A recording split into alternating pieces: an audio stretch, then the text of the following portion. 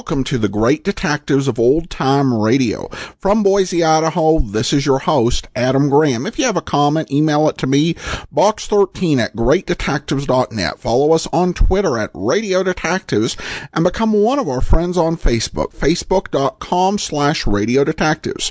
Remember, as you make your travel plans, check out JohnnyDollarAir.com first.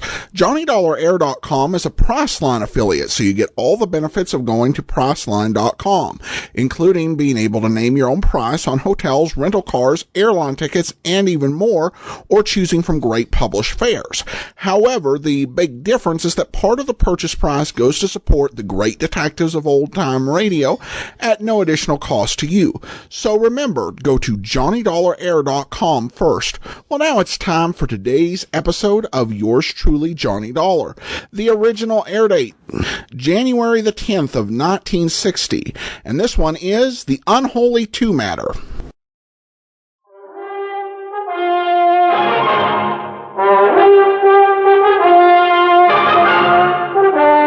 CBS Radio brings you Bob Bailey in the exciting adventures of the man with the action-packed expense account, America's fabulous freelance insurance investigator. Yours truly, Johnny Dollar.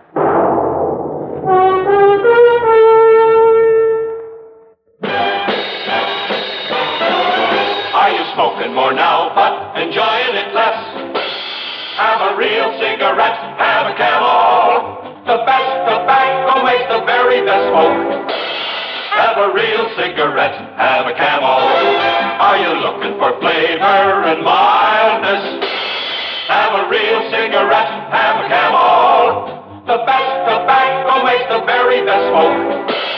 Have a real cigarette, a real cigarette, a real cigarette, have a Camel.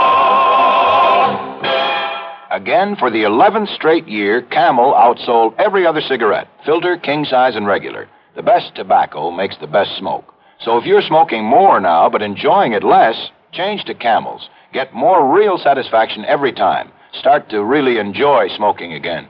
Have a real cigarette, a real cigarette, a real cigarette, have a Camel. And now, Act One of yours truly, Johnny Dollar.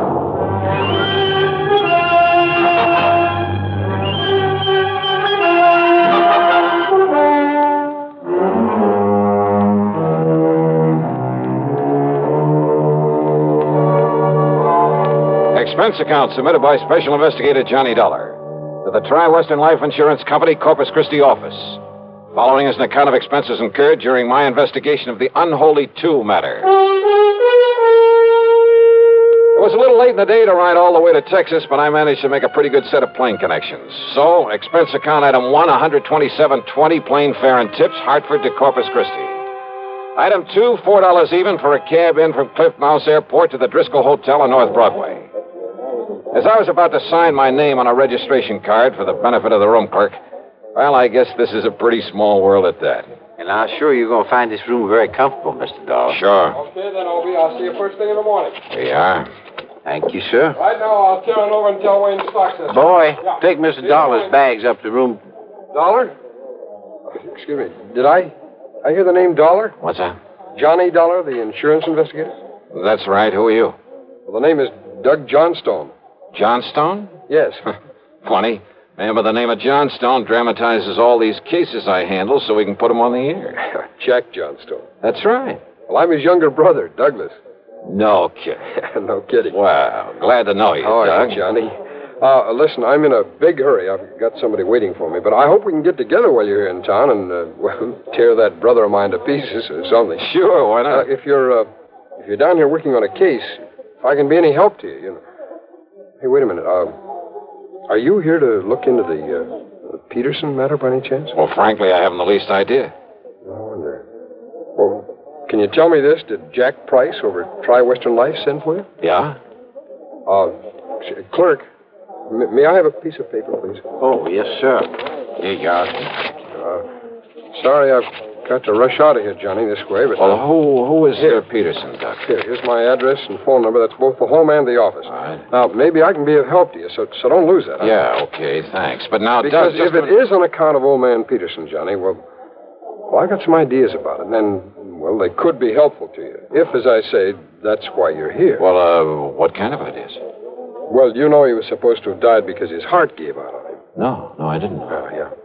But if you ask me, well, if it turns out this is the case you're working on, well, you give me a call now, will you? Yeah, sure. But look, why not tell me what you know about it? Well, Johnny, after all, you may be here for something entirely different. Maybe not. Well, why don't you see first what Jack Price has to say, huh? Well, now, look, Doug, you said... Johnny, this theory of mine could be all wrong. About the death of some man named Peterson. Yeah, John Ridgway Peterson. Well, come on, tell me anyhow. What is your theory? Well, it may not mean anything to you. You may have no interest whatsoever in Peterson. Oh, come on, stop beating around the bush, Doug. What do you think about his death? Well, okay. Murder. What? Yeah, Johnny. Murder.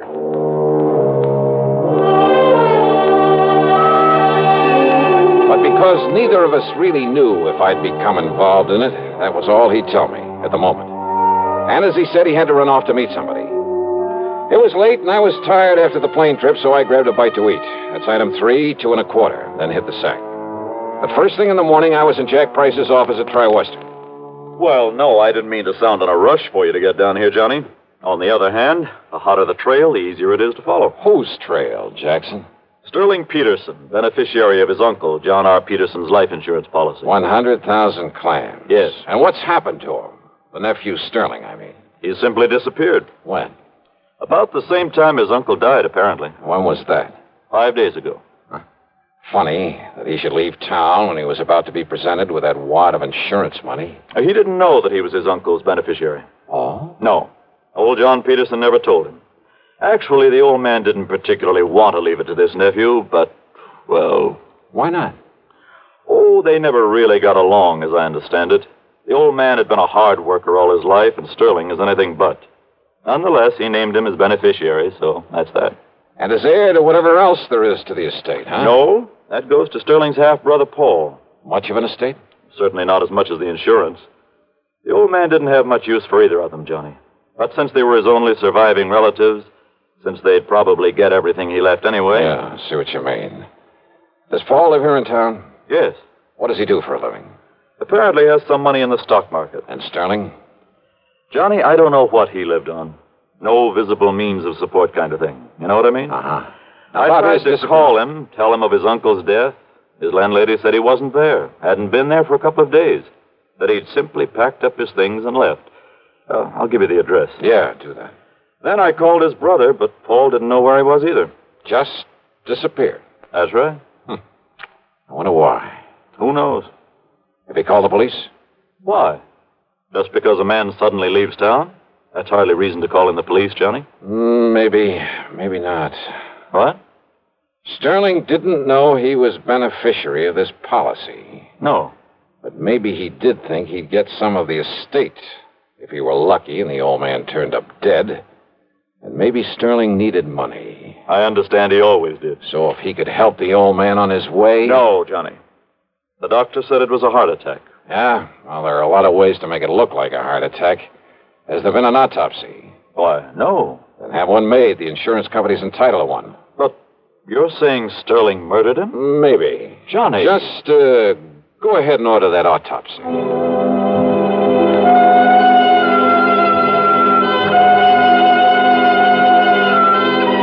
Item 5, $1.25 for a taxi. I found Doug Johnstone in his office, a small place, but with the cluttered desk of a busy man. Full of stock market reports, that sort of thing. Doug brushed him aside and got right to the point. Yeah, I've got to know a lot about Sterling Peterson lately. Now, you see, I have interest in a handful of oil wells, a gas compressor station, and things like that. Ah, lucky man. Well, I spend quite a bit of time over at Merrill Lynch, trading in the stock market. You met Sterling in a brokerage office? Well, that's where I met his brother, Paul. That's where I learned about Sterling. It seems he was always trying to get money out of Paul. I take it Paul is pretty well healed, huh? Hardly. He's a sharp one. He has a pretty wild idea of how to make money in the market. What do you mean by that? Well, you know how it's always flattering for someone to ask your advice. Naturally.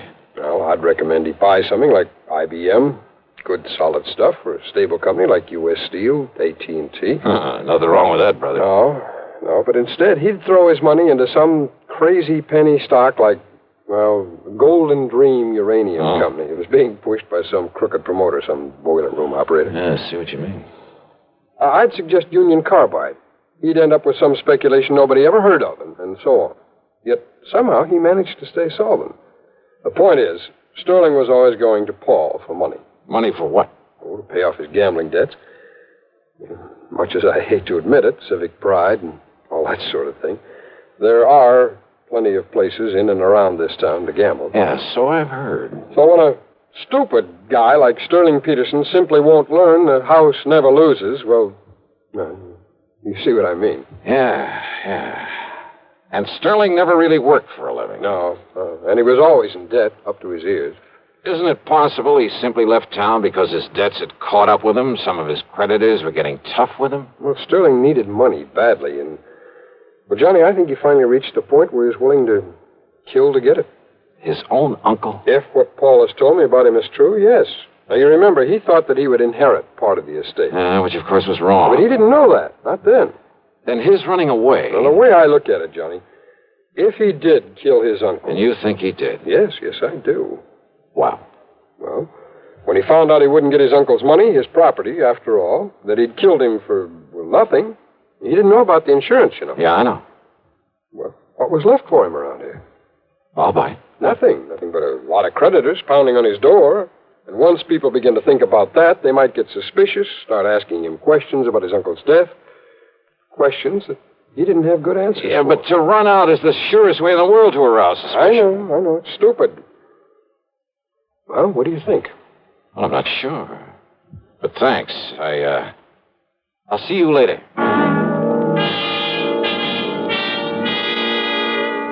I took a taxi over to the place where Paul Peterson lived. That's Adam 6, $1.50. It was a nice apartment in a fairly good neighborhood.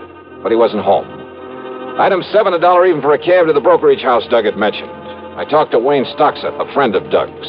He hadn't seen Paul Peterson around there for several days. Well, Paul said something about going out of town, Dollar, to look at some of the companies he considers investing in. I see.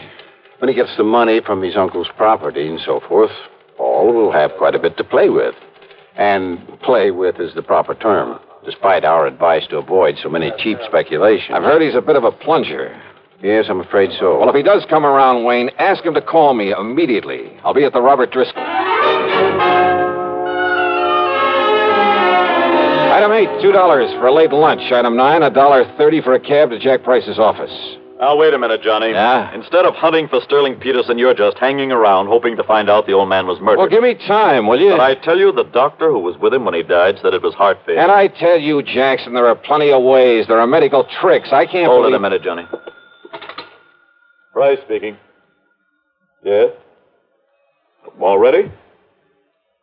Well, doctor, what did you... What? Oh. I see. Thank you. What's the matter, Jackson? How did you know? How did I know what? The autopsy. Yeah? You were right.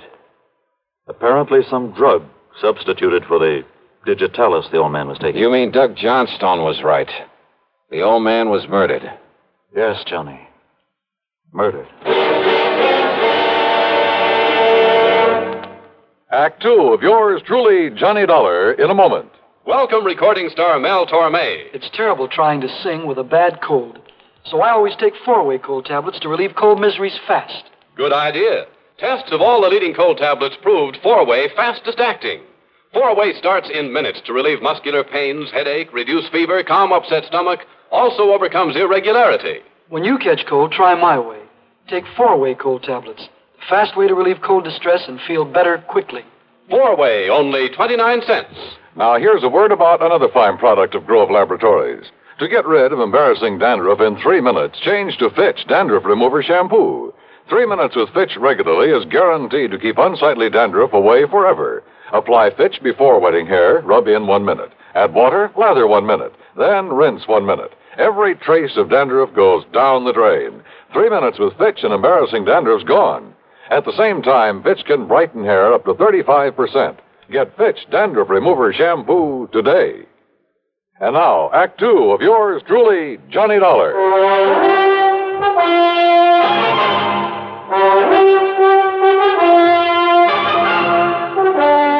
Expense account item 10, $1.70 for a taxi to the cheap rooming house where Sterling Peterson had lived before his mysterious disappearance. The landlady turned out to be quite helpful. Well, that chiseling, no-account, tin-horn gambler owed me 2 months back rent, Mr. Dollar. Well, if we can find him. Only I'm beginning and to you doubt ask me there's something mighty suspicious about the way he picked up and left. Yeah, what do you mean, Mrs. Toomey? Well, now, here, now, you look for yourself. You see all them empty hangers in that closet there, and them empty drawers I pulled out on the bureau? Oh, so what? Took every stitch of clothes he had. How he ever stuffed them all in them 2 little suitcases he owned would have been impossible. So he picked up a tour over, a couple of more handbags. Without me seeing him come in here with him? You apparently didn't see him leave. Well, no. Look here, in the medicine cabinet in the bathroom. Now, here, receipt. Yeah, that is funny. Well, it sure is. Man not taking along his comb and razor and shaving things and his toothbrush and his hair tonic. I don't care how much of a hurry he was in. Mrs. Toomey, the day that Sterling Peterson disappeared... You mean the night he disappeared, don't you? Do I? All that day, he just sat around here, said he was waiting for his brother. His brother had promised to come and see him. Oh? Ask me, he was hoping his brother'd bring him some money to pay up his rent and things. Did his brother come around? At 7 p.m., his brother telephoned. I took the message. Yeah? Said Sterling was to meet him at some dive out on Staple Street, so he left. And that's the last you saw of him? I heard him come back here and up to this room sometime after 2 a.m. But you didn't actually see him. I go to bed at a respectable hour. Then how are you sure it was? Next morning he was gone. Bag and baggage must have just plain sneaked out on me. No, I don't think so, Mrs. Toomey. What's that? A couple of things I learned earlier, a couple of things you've told me, and the stuff in that medicine cabinet. Eh? Now, I don't think you'd better bank on collecting any back rent. Not from Sterling Peterson. That beat. Is he? Of course he is. Or is he just plain dead? I went back to my hotel. No, Paul Peterson hadn't called me. But there was a message from Jack Price, so I went to my room and I phoned him. I just wanted you to know the police are in on this now, Johnny. As a result of that autopsy. Yes, they're looking for Sterling Peterson, too. Also, they've been looking for you. They're very anxious to talk with you. Anytime they like. After all, it was you brought this thing out in the open by suggesting the autopsy. Because you had the idea that it might be murder. No, that was Doug Johnstone's idea, and a very good one. Have they talked with Paul Peterson? Well, I assume they will. Well, if he's back in town, huh? Okay, Jackson, thanks. Now, let's see. Yeah? Come in. Dollar? That's right. I'm Paul Peterson. I got your message. Wow. Come in. I understand that you're an insurance investigator, that you're looking for my half-brother Sterling. Ah, that's right. Who didn't know that he was the beneficiary of your uncle's insurance. Sit down. Well, thanks. I just got back in town from a business trip, and... That's so? Look, I found these letters waiting for me. Oh, from Sterling? Yes, here. Dallas, Wichita, Sioux Falls, South Dakota, Fargo, North Dakota? Yes, and by now he could be across the border in Canada. Yeah, maybe. Read it, Dollar. Just keep quiet and give me time, and you won't have to worry about me anymore. Yeah, the others are practically the same. Yeah. Neatly typewritten, no signature. I'm afraid it's obvious who they're from. So it looks as though your half-brother is running away. Now that we know your uncle was murdered. Murdered? Yeah, that's right. Sterling. Type these on your own machine, Paul? That might be pretty easy to trace. What? Yeah, with Sterling out of the way, you'd get your uncle's insurance as well as his money and property, wouldn't you? I suppose so, but I don't see what you're driving at. Oh, you did things up pretty well, Paul. Much better than your stupid brother could have. What are you talking and about? And all to play safe in case we discovered it was murder. Dollar. That so-called business trip. It was so that you could mail these letters to yourself, make it look as though Sterling had done the murder. Well, he must And have. what happened? Did you make the mistake of telling him you'd done it? I? Now, look here. After all, he would never have thought of substituting for the digitalis your uncle was taking. Look here, So Dollar. did Sterling threaten to blackmail you? Is that why you had to kill him, too? You're crazy. You don't know what you're talking about. And the tiny thing that tipped me off. What? When you went back to his room that night, after you'd killed him, to haul away his stuff, make it look as though he'd taken a powder. Yes? Silly little thing. But no man, no matter how much of a hurry, would have left behind his comb, his razor, a toothbrush. And that isn't all. I say you don't know what you're talking about. Or maybe you do. Oh, no, easy, Paul. That gun will make an awful lot of noise in here. No. Not when it's tied up against your back with a pillow over it. Stand up, Dollar. And if I don't? Well? Okay, Doug. What? Kick open the door. I'll cover him. I tried it. The police. That's right. All right. Look, boys. I said you covered Peterson. Drop it. Drop it. Johnny, you okay? Yeah, sure, Doug. You hear it all, Sergeant? Yeah, sure did, Mr. Dollar. It's funny, though.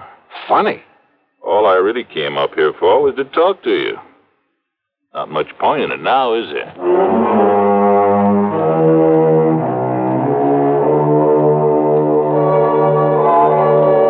So, another day, another dollar. And I'm not talking about myself. Expense account total, including hotel bill, a flock of incidentals, and a plane back to Hartford, $287.20. Yours truly, Johnny Dollar.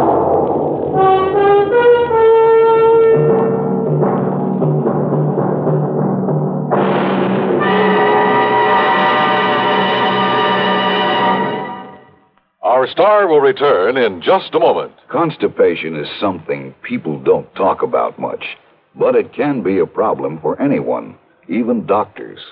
And when constipation occurs, it's interesting to see just what doctors consider important about a laxative they might use or recommend.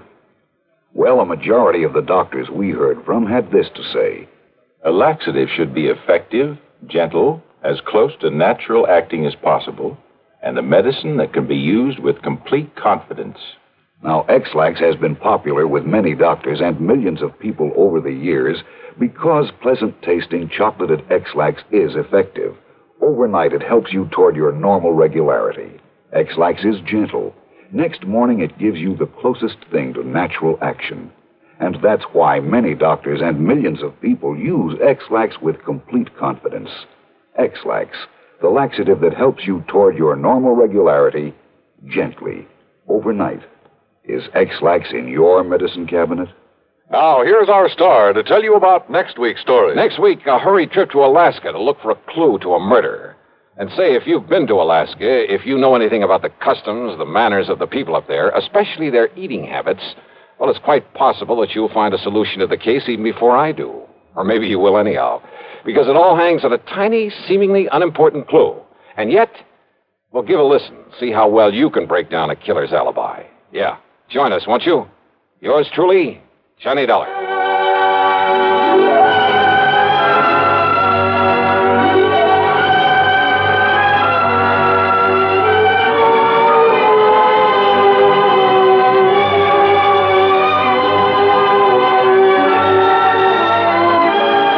Yours truly, Johnny Dollar, starring Bob Bailey, originates in Hollywood and is written, produced, and directed by Jack Johnstone.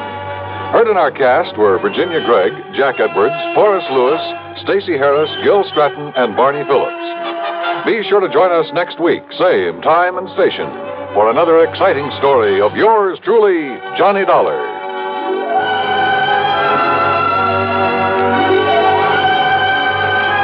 This is Dan Cumberly speaking. Tangled secrets unravel eerily all through the long night as suspense follows on the CBS Radio Network.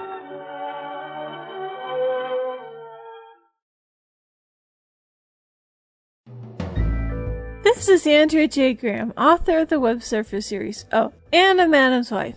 You're listening to the Great Detectives of Old Time Radio.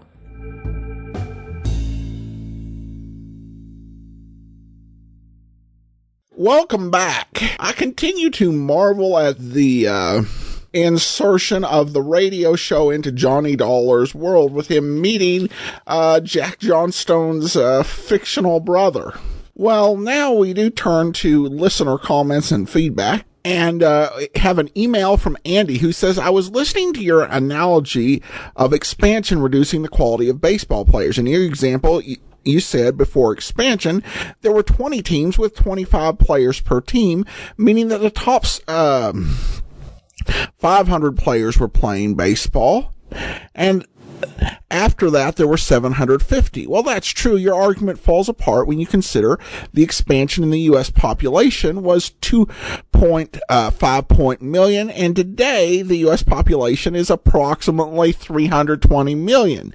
So with such a bigger pool, the players' overall talent may be better than ever. That is an interesting challenge to the analogy, but Andy, I have to say, I think you might be carrying it too far, because, I mean, you could go even further and say, well, the quality of, there may be more people, but there are less kids who are playing baseball, and so you're getting less quality there. I think particularly, I think when you go back to 1962 itself, you do see that there was an immediate drop in quality. Of course, the New York Mets added, and they were they were the symbol of losing teams back in 1962. Of course, things did get better, the league recalibrated.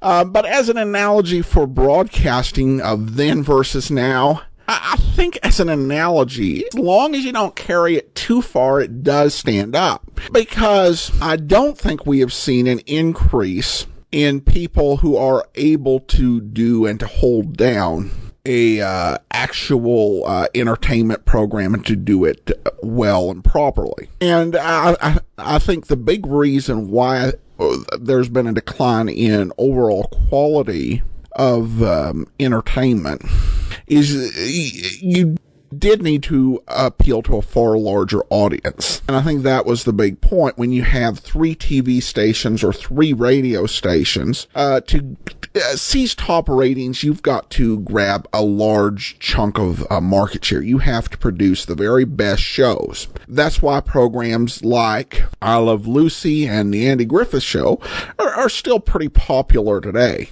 because they were made to appeal to a wide swath of people. They had to if they were going to be as successful as they were. So I don't know if my baseball analogy was the best one to convey that. But thanks for the email, and glad to revisit that topic. All right, well, join us back here tomorrow for Dragnet, and then next Friday, another episode of Yours Truly, Johnny Dollar.